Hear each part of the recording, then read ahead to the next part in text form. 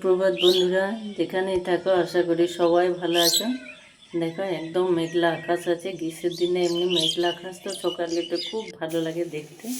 একদম সকাল এখন, আর বউ আসে অনেক সকালে সকালে কাজ করতে। আর কয়েকদিন আগে এই গাছটা বিশাল গাছ ছিল, এটাও কিন্তু কেটে দিয়েছিলাম। দেখো সবুজ সবুজ পাতা বেরিয়েছে, আর এখন জানো তো একদম উঠানের মধ্যে ফুটছে, প্রচুর গন্ধরায় আর এত সেন্টের। দেখো কত বড় সাদা সাদা ফুলগুলো প্রতিদিন প্রচুর ফুটছে। আর এর গা বেয়ে উঠেছে একটা বেলি, বেলি গাছটাতেও কিন্তু প্রচুর পরিমাণে ফুল ফুটছে।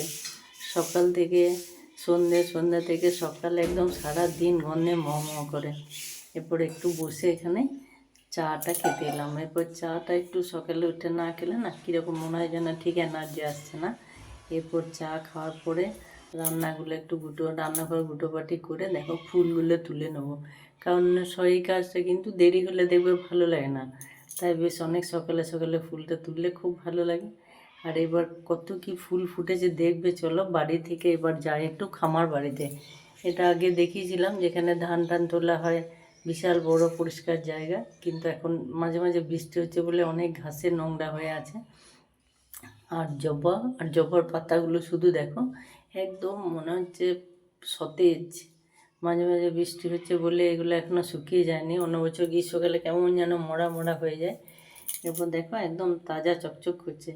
আর এখানে লাগানো আছে বেশ কয়েকটা তুলো গাছ, জানো তো এটা কাপাস তুলো, জেনে থাকবে অনেকে, কিন্তু গাছ আর ফল এরকম খুব কম জনই দেখে থাকবে। এটা খামারে শখ করে লাগানো হয়েছে, অনেক বড় গাছ। আর এই একদম পুরো পাকা এটা, তাই যখন একটু কাঁচা থাকে ফলটা দেখতে কিন্তু খুব সুন্দর লাগে, পদ্মে কুঁড়ির মতো।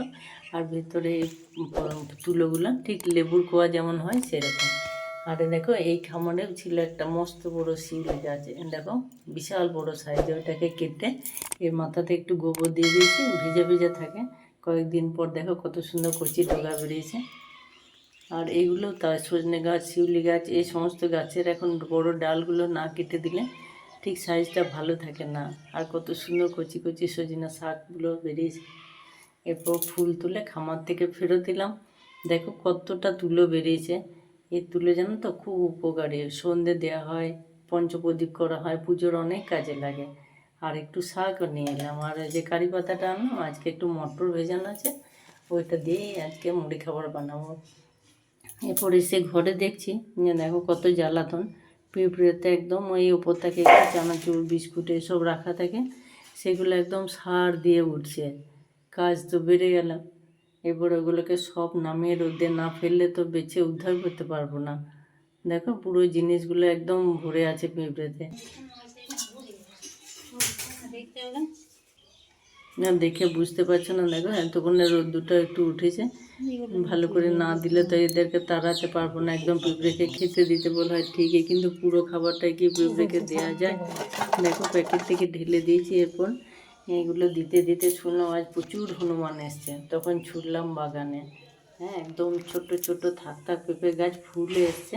এরপরে এগুলোতে কী করলাম, একটু ওই জল কাদা গোলা করে ছড়িয়ে দিলাম পেঁপে গাছে, বেগুন গাছে, তাহলে এরা চট করে হাত দেয় না, কাদামাটিগুলো লেগে থাকে, আর নইলে হনুমানরা এসে ওটা মোটকে নিয়ে চলে যায়। এরপর সবজি কোটা আছে, আজকে হবে কাঁচা কুমড়োর তরকারি আর আয়রির ডাল। আর দেখো এখানে পেঁয়াজগুলো কাটা আছে, এখনো গোটা না হয়নি। কুচি কুচি লঙ্কা কুচি পেঁয়াজ কুচি দিয়ে পোস্তর বড়া। আবারও একটা বিশাল বড় কুমড়ো মাঠ থেকে নিয়ে এসছে দেখো। আর আজকে বিকাল থেকে ভাবছি কী বানাই, তাই ভাবলাম সন্ধ্যাবেলায় একটু নতুন ধরনের টিফিন বানাবো আজকে। আর পাউরুটিটা ডিমটা বাড়িতেই রাখা ছিল, সব বাড়ির জিনিসে, কিছু কেনা নয় আজকে। এরপর ওইটা দিয়ে দেখো একটা সন্ধ্যের জন্য কিছু বানিয়ে নেবো। সাধারণত আমরা প্রতিদিন সন্ধ্যাবেলাতে একটু করে মুড়ি খাই, চানাচুর মুড়ি, কিন্তু একঘেয়েমি যখন হয়ে যায় তখন মনে হয় একটু কিছু করি। আর ডিম পাউরুটিটা রাখাই ছিল, লঙ্কা কুচি পেঁয়াজ কুচি, আর ওই যে বাটিতে দেখলে ওতে একটু গাজর পেস্ট করে রাখা আছে। ছোটরা তো ওইগুলো সাধারণত খেতে চায় না, এই সময় উদ্ধার হয়ে যাবে, অনেকটা গাজর ছিল।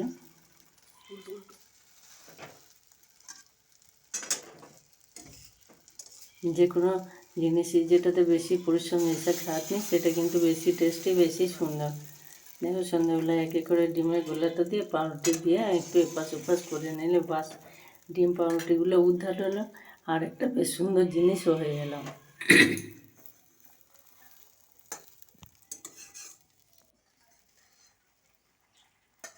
আর এটা যদি গরম গরম খাওয়া হয় তাহলে তো আরও সুন্দর, কিন্তু পরিবেশন করতে করতে শেষ অবধি আমাদের বেলায় তো গরম থাকে না।